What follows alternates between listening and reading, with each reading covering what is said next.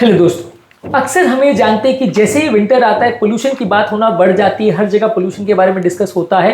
Pollution किस तरह से वेदर से अफेक्ट होता है और विंटर हमारे पोल्यूशन को क्यों बढ़ा देता है। हर साल ये पोल्यूशन की प्रॉब्लम विंटर में ही सबसे ज्यादा डिस्कस क्यों होती है, आज हम डिस्कस करेंगे। वेदर का क्या इन्फ्लुएंस होता है और किस तरह से विंटर की ठंड और विंटर का एटमॉस्फेयर हमारे पोल्यूशन को अफेक्ट करता है, ये सारी चीजों पर आज हम बात करेंगे। टॉपिक पर जाने से पहले जो लोग हमारे चैनल पर नए हैं उन्हें रिक्वेस्ट करूंगा कि चैनल को सब्सक्राइब करें। हमारे चैनल का पर्पस है हेल्थ एजुकेशन के द्वारा आपको हेल्दी बनाना। इस मिशन में आप हमारे सहभागी बन सकते हैं चैनल को सब्सक्राइब करके, वीडियोस को लाइक करके। टॉपिक के दौरान कुछ इंटरेस्टिंग साइंटिफिक फैक्ट्स, कुछ प्रैक्टिकल यूटिलिटी की बातें, कुछ साइंटिफिक स्टडीज, हमारा ओपिनियन और वर्डिक भी बताऊंगा, इसलिए बने रहिए हमारे साथ एंड तक। और यदि कंटेंट यूजफुल लगे तो फ्रेंड्स फैमिली के साथ इसे शेयर भी करिए, क्योंकि कंटेंट किसी की जिंदगी बचाने और बदलने के लिए उपयोगी हो सकता है। चलिए शुरू करते हैं हमारे साथ हेल्थ का सफर।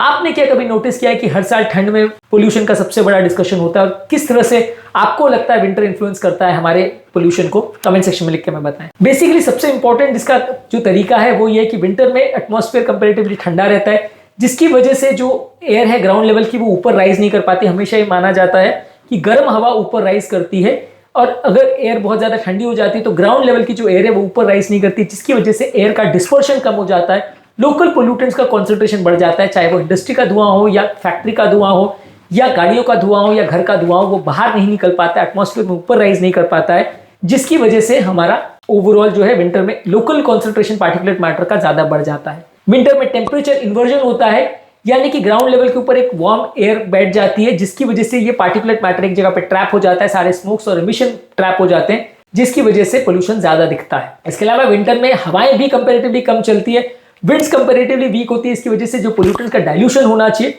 वो कम हो पाता है, इसकी वजह से एयर स्टैग्नेशन ज्यादा होती है और इसकी वजह से ज्यादा पोल्यूशन दिखाई देता है।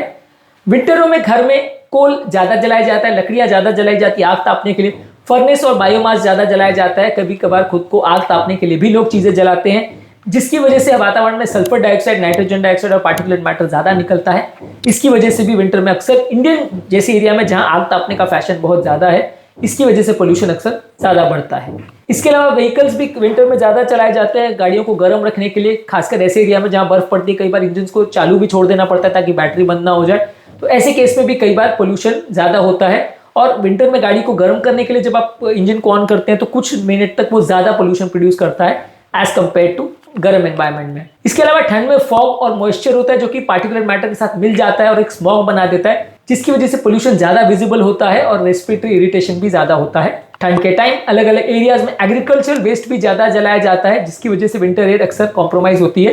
इसके अलावा अलग अलग एरियाज में इंडस्ट्रियल एक्टिविटी भी कई बार ठंड के टाइम ज्यादा होती है, उसकी वजह से भी पोल्यूशन ज्यादा होता है। विंटर में सनलाइट भी बहुत वीक होती है और धूप भी कम निकलती है, इसकी वजह से वातावरण में केमिकल रिएक्शन ज्यादा होते हैं, जिसकी वजह से ओजोन और नाइट्रोजन डाइऑक्साइड जैसे पोल्यूटेंट्स ज्यादा विंटर में प्रॉब्लम करते हैं, क्योंकि धूप का एक्सपोजर भी कम रहता है। इसके अलावा कुछ लोगों को लगता है कि विंटर में अगर पानी बरस गया या अगर बर्फ पड़ गई तो वो वातावरण को क्लीन कर देगा। ये बहुत टेम्पररी काम करता है और कुछ देर के लिए पार्टिकुलेट मैटर को कम करता है, और जैसे ही वातावरण में मॉइस्चर कम हो जाता है वो वापस से बढ़ जाता है। इसलिए बारिश का हो जाना या बर्फबारी का हो जाना पोल्यूशन को क्लीन कर देता है, ऐसा यूजुअली नहीं है। इसके अलावा विंटर में कई बार लोगों का asthma, COPD, heart attack, stroke ये अपने आप में बढ़ जाता है, और ये सारे चीजों में पोल्यूशन का भी इंपैक्ट बढ़ जाता है। तो ये इंपॉर्टेंट एक इशू है, जिसकी वजह से विंटर में हेल्थ रिलेटेड प्रॉब्लम्स और कार्डियोवैस्कुलर प्रॉब्लम्स भी ज्यादा देखने को मिलते हैं। विंटर में लोगों का घर में बिताए वाला टाइम भी ज्यादा बढ़ जाता है, जिसकी वजह से घर का वेंटिलेशन भी कॉम्प्रोमाइज होता है। लोग खिड़की दरवाजे भी बंद रखते हैं, घर में भी हीटर जलाते हैं, धूप बत्ती, अगरबत्ती, हवन, ये सारी चीजों का धुआं भी घर में ज्यादा रह जाता है।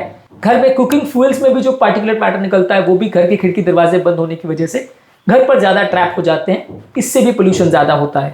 इसके अलावा कुछ एरियाज या कुछ बेसिन जैसे दिल्ली है, काठमांडू है, जो कि लो एरियाज में है, वहां पे कंपेरेटिवली ज्यादा विंटर पोल्यूशन दिखता है, क्योंकि उनकी ज्योग्राफी ऐसी है कि वहां पे एयर मास जो है वो ट्रैप हो जाता है, एयर ट्रैप हो जाता है। इसकी वजह से थोड़ा सा वहां पे और ज्यादा पोल्यूशन देखने को मिलता है, क्योंकि उनकी ज्योग्राफी ऐसी कि एयर वहां पे ट्रैपिंग ज्यादा होती है। विंटर में ठंडी हवा हमारे रेस्पिरेटरी पैसेजेस को ज्यादा इरिटेट करती है, ये पार्टिकल्स हमारे रेस्पिरेटरी म्यूकोसा से ज्यादा चिपकते हैं, ज्यादा इरिटेशन करते हैं, ज्यादा सूजन करते हैं, ज्यादा प्रॉब्लम ज्यादा होती है। ओवरऑल 2015 में एक आर्टिकल में दिखाया गया था कि कोल्ड एयर हमारे इन्फ्लेमेशन को ज्यादा बढ़ाती है और पोल्यूशन के प्रति हमारे लंग्स डिसऑर्डर्स को कोल्ड एयर ज्यादा बढ़ाती है। ठंड के टाइम पोल्यूटेंट ज्यादा देर तक रहते हैं, जिसकी वजह से क्रॉनिक डिजीजेज जैसे एस्थमा, बीपी या डायबिटीज जैसी प्रॉब्लम भी ज्यादा देखने को मिलती है। विंटर में जो एयर का स्टैग्नेशन होता है उसकी वजह से हेल्थ रिस्क कंपैरेटिवली ज्यादा देखने को मिलते हैं। ये पोल्यूशन से बचने के लिए आप कोशिश ये कर सकते हैं कि घर पर बहुत ज्यादा टाइम स्पेंड करें, घर का वेंटिलेशन को प्रॉपरली इंप्रूव करें, घर पर एयर प्यूरिफायर्स का प्रयोग कर सकते हैं। इसके अलावा बाहर एक्सरसाइज जो आप रश आवर ट्रैफिक में मत करिए, बाहर बहुत ज़्यादा जब ट्रैफिक पीरियड है या जब बहुत ज़्यादा स्मॉग है उस टाइम में बाहर मत निकलिए, एक्सरसाइज उस समय मत करिए। घर पर मास्क पहनने का प्रयोग करिए, बाहर भी जब आए तो 95 क्वालिटी का मास्क पहनना चाहिए।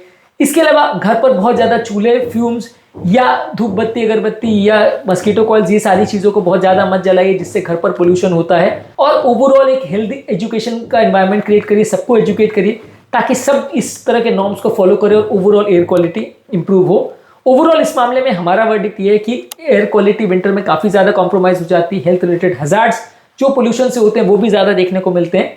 यदि आप इस सिस्टम को प्रॉपर्ली समझ सकते हैं और सारे लोग को समझा सकते हैं और सारे लोग अगर इस पर एफर्ट करते हैं और हेल्थ को इंप्रूवाइज कर सकते हैं तो पोल्यूशन रिलेटेड हेल्थ हजार्ड्स को हम कम कर सकते हैं।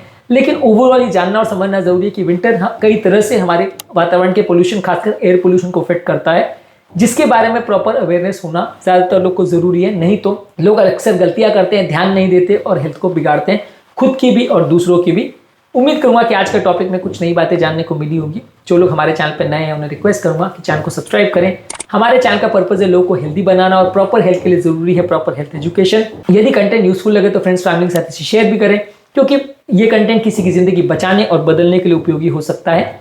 आपके कमेंट्स भले पॉजिटिव हो या नेगेटिव हमें जानने में मदद करते हैं कि आपको हमारा कंटेंट कैसा लग रहा है। प्लस हमारे लिए मोटिवेशन और इंस्पिरेशन का भी काम करते हैं। इसलिए वीडियोस को देखते रहिए, शेयर करते रहिए और हेल्थ के सफर में आगे बढ़ते रहिए।